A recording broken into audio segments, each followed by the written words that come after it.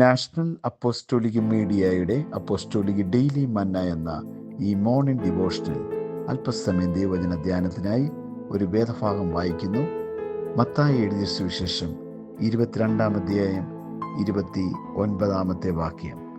യേശു അവരോട് പറഞ്ഞു, നിങ്ങൾ തിരുവെഴുത്തുകളെയും ദൈവശക്തിയും അറിയാത്തതുകൊണ്ടാണ് തെറ്റിപ്പോകുന്നത്. Jesus answered and said to them, you are mistaken, not knowing the scripture nor the power of God. പ്രിയരെ, നമ്മുടെ ജീവിതത്തിൽ പലപ്പോഴും നാം എന്തുകൊണ്ടാണ് തെറ്റിപ്പോകുന്നത് എന്ന് ചിന്തിച്ചിട്ടുണ്ട്. തെറ്റുവാനുള്ള സാധ്യത എന്തുകൊണ്ടാണ് നമ്മുടെ ജീവിതത്തിൽ വരുന്നത്? പലരും ജീവിതത്തെ നന്നായിട്ട് ഓടിക്കുവാൻ ആഗ്രഹിക്കുന്നെങ്കിലും പലപ്പോഴും പല കാര്യങ്ങളിലും നാം തെറ്റിപ്പോകുന്നു. എന്നാൽ ഇതിന് പരിഹാരമെന്നവണ്ണം ദൈവവചനത്തിലേക്ക് നാം വരുമ്പോൾ കർത്താവ് യേശുക്രിസ്തുവിൻ്റെ വാക്കുകളിലൂടെ നമ്മളിതിന് പരിഹാരം കാണുകയാണ്. നിങ്ങൾ തെറ്റിപ്പോകുന്നത് എന്തുകൊണ്ടാണ് എന്ന് കർത്താവ് യേശു മറുപടി പറയുന്നു. നിങ്ങൾ തിരുവെഴുത്തുകളെയും ദൈവശക്തിയെയും അറിയാത്തത് കൊണ്ടാണ് തെറ്റിപ്പോകുന്നത്. നമുക്ക് ഈ ലോകത്തിലെ പല കാര്യങ്ങൾ നമുക്കറിയാം. ലോകത്തിൽ എങ്ങനെ ജീവിക്കേണ്ടതെന്നും, എങ്ങനെയാണ് ബിസിനസ് ചെയ്യേണ്ടതെന്നും, എങ്ങനെയാണ് കുടുംബജീവിതം നയിക്കേണ്ടതെന്നും, എങ്ങനെയാണ് ഈ ലോകത്തിൽ രാഷ്ട്രീയമായിട്ടും മതപരമായിട്ടും പല കാര്യങ്ങളും നമുക്കറിയാൻ അവസരങ്ങളും ജീവിതത്തിൽ നമുക്കുണ്ട്. എന്നാൽ നമുക്ക് ജീവിതത്തിൽ അറിയാത്ത അനേക കാര്യങ്ങളുണ്ട്. അതിൽ പ്രധാനപ്പെട്ട ഒന്നാണ് ആത്മീയമായ ജീവിതത്തെക്കുറിച്ച്. ജീവിതത്തിൽ പലപ്പോഴും നമ്മളുടെ ഓട്ടത്തിൽ നമുക്ക് പരാജയങ്ങളും കാലിടറുന്ന അനുഭവങ്ങളും ഉണ്ടാകും. എന്നാൽ തെറ്റിപ്പോകാനുള്ള സാധ്യതയുള്ള ഈ ലോകത്തിൽ തെറ്റാതെ ജീവിക്കുവാൻ തക്കവണ്ണം ഉള്ള തിരുവെഴുത്തുകളെ നാം പരിശോധിക്കേണ്ടതായിട്ടുണ്ട്. കർത്താവ് യേശു പറഞ്ഞു, തിരുവെഴുത്തുകളെക്കുറിച്ചുള്ള നന്നായിട്ടുള്ള അറിവ്, വ്യക്തമായിട്ടുള്ള ബോധ്യം ഒരു വ്യക്തിയെ പല കാര്യത്തിൽ നിന്ന് തെറ്റിപ്പോകുന്നതിൽ നിന്ന് രക്ഷിക്കുവാൻ സഹായിക്കുന്നു. നാം എവിടെയൊക്കെ തെറ്റിപ്പോകാനുള്ള സാധ്യത നമ്മുടെ മുന്നിലുണ്ട്, ആ സാധ്യതയെ മറികടക്കുവാൻ തിരുവെഴുത്തിന് നമുക്ക് ബോധം നൽകുവാൻ കഴിയും, അറിവ് നൽകുവാൻ കഴിയും. അതുകൊണ്ട് തിരുവെഴുത്തുകളെ തിരിച്ചറിയുവാൻ, തിരുവെഴുത്തുകളെ നന്നായിട്ട് മനസ്സിലാക്കുവാൻ, പഠിക്കുവാൻ നമ്മുടെ ജീവിതത്തിൽ കിട്ടുന്ന അവസരം നാം വിനിയോഗിക്കണമെന്ന് കർത്താവിൻ്റെ നാമത്തിൽ ഓർപ്പിക്കുന്നു. തിരുവെഴുത്തുകളോടൊപ്പം തന്നെ ദൈവശക്തിയെയും നാം തിരിച്ചറിയണമെന്ന് ദൈവവചനം നമ്മെ ഓർപ്പിക്കുകയാണ്. കർത്താവ് യേശുക്രിസ്തു 33 വർഷം ഈ ലോകത്തിൽ ജീവിച്ചിരുന്നു. അതിൽ തൻ്റെ ശുശ്രൂഷയുടെ പ്രധാന കാലയളവ് 3.5 വർഷമായിരുന്നു. ആ 3.5 വർഷം താൻ തിരുവെഴുത്തുകളെ പ്രസംഗിച്ചും ദൈവശക്തിയെ തെളിയിച്ചും കൊണ്ടാണ് ലോകജീവിതത്തിൽ താനായിരുന്നത്. താൻ ക്രൂശിൽ മരിക്കുമെന്നും 3-ാമത്തെ ദിവസം ഉയർത്തെഴുന്നേൽക്കുമെന്നും കർത്താവ് നേരത്തെ കൂട്ടി തൻ്റെ ശിഷ്യന്മാരെ ബോധ്യപ്പെടുത്തിയിരുന്നു. അപ്രകാരം കർത്താവ് ക്രൂശിൽ മരിക്കുകയും 3-ാം നാളിൽ ഉയർത്തെഴുന്നേൽക്കുകയും അതിനുശേഷം 40 നാളോളം ശിഷ്യന്മാരോടൊപ്പം ഭൂമിയിലായിരിക്കുകയും ചെയ്തു.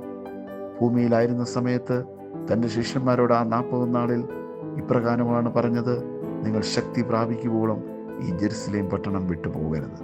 ശക്തി ഏറ്റവും പ്രധാനപ്പെട്ട കാര്യമാണ്. തിരുവെഴുത്തുകളെ മനസ്സിലാക്കുന്നതോടൊപ്പം തന്നെ ദൈവശക്തി പ്രാപിക്കേണ്ടതായിട്ടുണ്ട്. ലോകത്തിൻ്റെ എല്ലായിടങ്ങളിലും ക്രിസ്തുവിൻ്റെ സാക്ഷ്യമായിട്ട് പോകാനിരുന്ന ശിഷ്യന്മാരെ അവിടെ ദൈവശക്തി പ്രാപിപ്പാൻ കർത്താവരെ സജ്ജമാക്കുകയാണ്. നാം ദൈവവചനത്തിൽ പരിശോധിക്കുമ്പോൾ ഇങ്ങനെ കാണുകയാണ്, യഹോവയെ കാത്തിരിക്കുന്നവർ ശക്തിയെ പുതുക്കും. ശിഷ്യന്മാർ ദൈവശക്തി വേണ്ടി കാത്തിരുന്നു. ആ കാത്തിരുന്നതിൻ്റെ അനുഭവം അപ്പോസ്തല പ്രവൃത്തി 2-ാം അധ്യായത്തിൽ ആ പെന്തക്കോസ്ത് നാളിൽ പരിശുദ്ധാത്മാവിൻ്റെ ശക്തി അവിടെ മേൽ വരുമ്പോൾ അത് പ്രാപിച്ചുകൊണ്ട് ആ വലിയ സന്തോഷത്തിൽ അവരെഴുന്നേൽക്കുവാനിടയായി. പ്രിയരെ, നമ്മുടെ ജീവിതത്തിൽ ഈ പ്രയാണത്തിൽ ദൈവശക്തിയുടെ ആവശ്യകത നമുക്കുണ്ട്. പലപ്പോഴും നമ്മൾ സ്വന്തം കഴിവിലും സ്വന്തം ശക്തിയിലും സ്വന്തം ബലത്തിലും ആശ്രയിച്ച് ഈ ലോക ജീവിതം മുന്നോട്ട് തള്ളുമ്പോൾ പലപ്പോഴും നമുക്ക് പരാജയം സംഭവിക്കാം. നമ്മുടെ കഴിവുകളില്ലാതായിപ്പോവാം, നമ്മുടെ സാമ്പത്തിക ബലം ചോർന്നു പോവാം, നമ്മുടെ കൂടെ നിൽക്കുന്ന ആളുകൾ നമ്മൾ നകന്നു മാറാം. എന്നാൽ ഒരു വ്യക്തി ദൈവത്തിൽ ആശ്രയിച്ചുകൊണ്ട് മുന്നേറുവാൻ തീരുമാനിക്കുകയാണെങ്കിൽ ദൈവശക്തി ആ വ്യക്തിക്ക് വേണ്ടി പ്രവർത്തിക്കും. അതുകൊണ്ടാണ് ബൈബിൾ പറയുന്നത്, ഒടുവിൽ കർത്താവിലും അവൻ്റെ അമിതബലത്തിലും ശക്തിപ്പെടുവിനെന്നത്. നമുക്ക് കർത്താവിൻ്റെ അമിതബലത്തിൽ ശക്തിപ്പെടേണ്ടതായിട്ടുണ്ട്.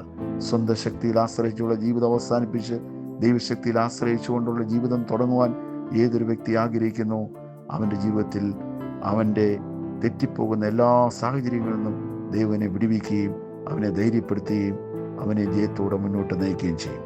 അതുകൊണ്ട് ഇന്ന് എൻ്റെ ഈ വചനം ഈ പ്രഭാതത്തിൽ കേൾക്കുമ്പോൾ നിങ്ങൾ ഹൃദയത്തിൽ തിരുവെഴുത്തിനെയും ദൈവശക്തിയെയും അറിയാനുള്ള ആഗ്രഹം നിങ്ങളുടെ ഹൃദയത്തിലുണ്ടാകണം.